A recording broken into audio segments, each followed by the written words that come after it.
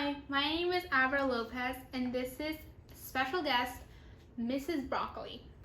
And this is our experiment of osmosis in potatoes. So, as we all know what osmosis is, especially Miss Broccoli. Take it away, girl. Thank you, Abby. As we all know, osmosis is the movement of certain molecules within a solution across the membrane. Thank you, Mrs. Broccoli. That high pitch was definitely not necessary, but thank you. Okay, so now the ingredients or, things that we will need to continue with this experiment. Miss Broccoli, tell us what those things are. We will obviously need a potato, salt, and water. Oh, Miss Broccoli, don't forget, we also need 6 cups or containers to put our potatoes in. Also, to measure the potato and water, we will need this measuring cup, a ruler, and a measuring spoon. Also, oh my god, I forgot. Okay, there it is. Right, you will need this graph to collect data. I actually took this graph from Science Sauce biology video. It really helped me understand osmosis in potatoes a whole lot more. Now, over here, we have a knife and a potato peeler and a cutting board. We will use these 3 things to help me prepare the potatoes so we can both put them in and get them ready. Alrighty, see you there. Alrighty, Mrs. Broccoli, let's prepare our potatoes. So what we're gonna do, we're gonna use our potato peeler and we're gonna peel our potatoes like so. But I'm not gonna peel it again because I already peeled the potato. So I actually have it right here.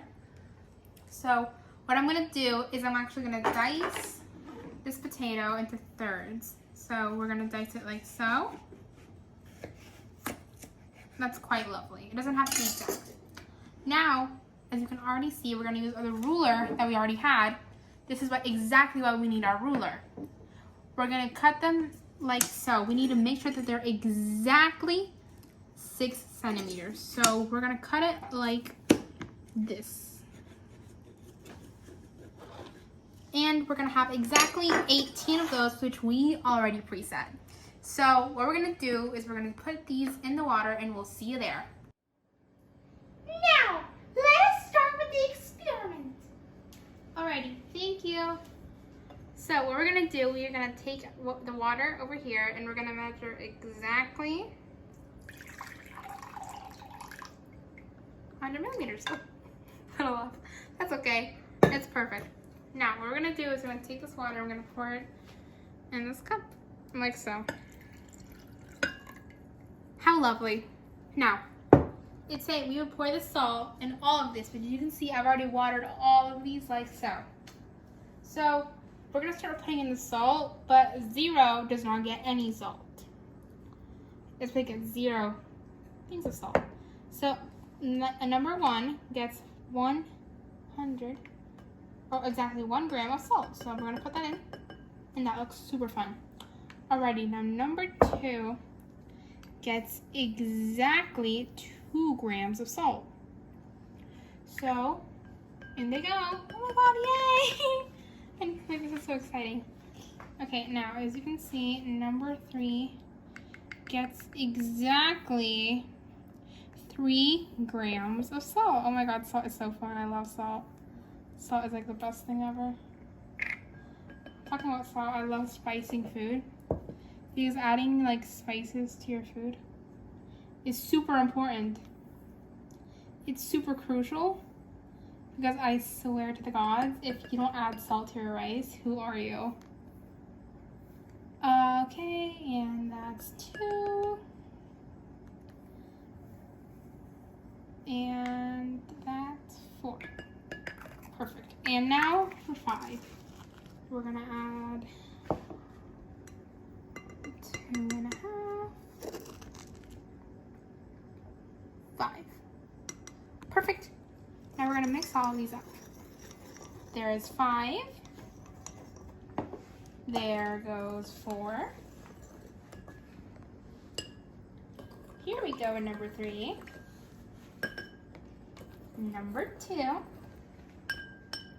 And last but definitely not least, number 1. There is no need to mix 0. Well, why not? Because That's the fun. Now we're gonna add 3 of our cut potatoes into our cups. So there's 1, 2, 3. Okay, now 1, 2, 3. And 1, 2, 3. 1, 2, 3. And 1, 2, 3. And last but not least, number 5, with another 3 potato slices. Now we're gonna leave these in the water for exactly how many minutes? This potato? Exactly 20 minutes. So we'll see you then, kids. Welcome back. It's been exactly 20 minutes. Let's go to Abby for the results. You have a voice crack there? Anywho, here I am with the results. So I already filled out some of the chart, but here, all the initial potato starts were exactly 6 centimeters. See? There I wrote it. Oh, my handwriting was horrible compared to that one. But that's that. So now I'm gonna measure the ones that started with exactly no salt, no grams of salt over here. So here, let me just get these potatoes from over here. 0 grams of salt. We're gonna start and we're gonna take our potato and let's hope it worked.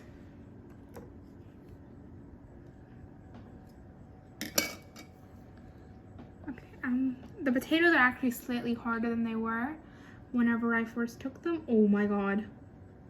No effing way. It actually grew. So it's exactly over here. It's exactly 6.2 centimeters. So I'm gonna write that down. Now let me just measure the other one. So I'm gonna put the potato that I've already used over here. Here are the other ones. Let me just. These are slightly harder than they were before, like I said earlier. This one is 6.5. So 6.5. Oop, what fell back there? Anyhow. Now over here we have another one. Oop, we got a little messy there. Alrighty. And this one was exactly, let's count that as 6.4. Now, Miss Broccoli and I are gonna do the rest and we'll see you when we're done with everything. Hey, Abby, how are we doing with those measurements over there? Miss Broccoli, I'm actually doing great. I've actually had some really big discoveries. Actually, I've seen that the more salt that you add, the smaller that it will get and the more flexible it gets. So I'll show you the flexibility in a second, but let's measure number 5 real quick. Oh my god, these are so small. Do you guys remember how big they were when we first got them? Okay. 5.5. Perfect.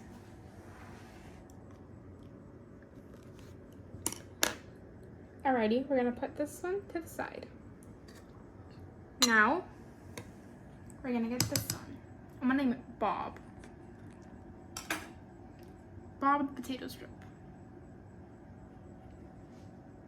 Bob was slightly bigger than the other one, but that's okay.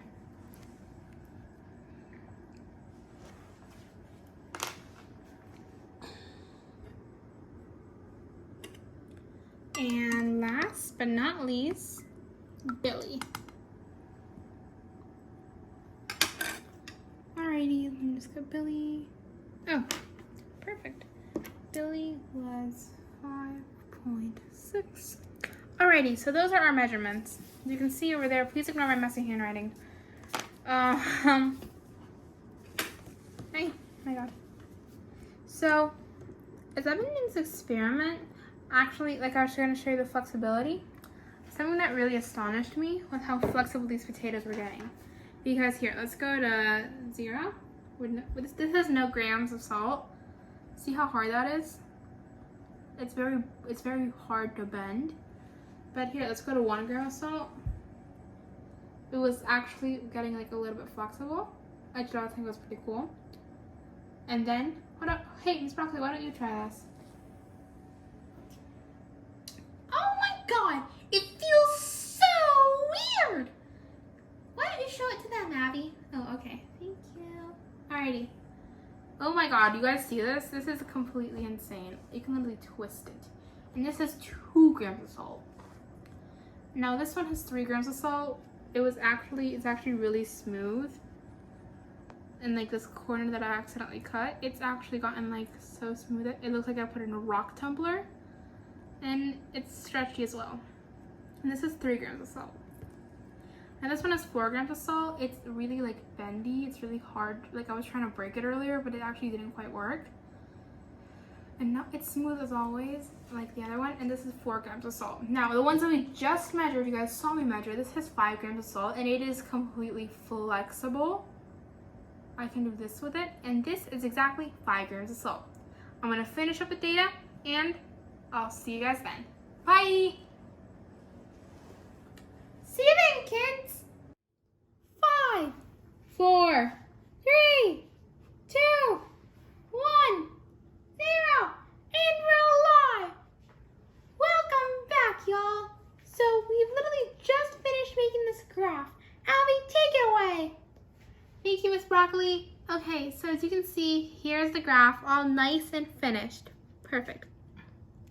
So here we have the amount of grams of salt that we put in, the beginning length, the end length after we put the salt in the cups for exactly 20 minutes, and then the difference, as you can see, we have negative numbers because it got actually some of the potatoes got shorter, and over here we averaged out for each cup. So what I'm gonna do is I'm actually gonna take this and I'm gonna put it in this nice graph that we have made, right? Right. Okay, so our first number is 6 zeros over here. I'm gonna start making the graph and then y'all can look at the numbers and tell me if I'm right or wrong. I think that's about right. Oh my god, I'm not sure about this. Let's see, that's that. Right here's good, right? Okay, that's good right there, and perfect. Now I want to take this ruler, which we used to measure the potatoes, but I kind of want to make it straight, so it's gonna be worth it. So just gonna, that's that, and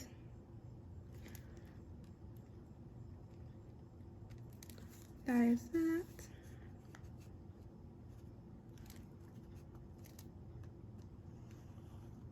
Perfect.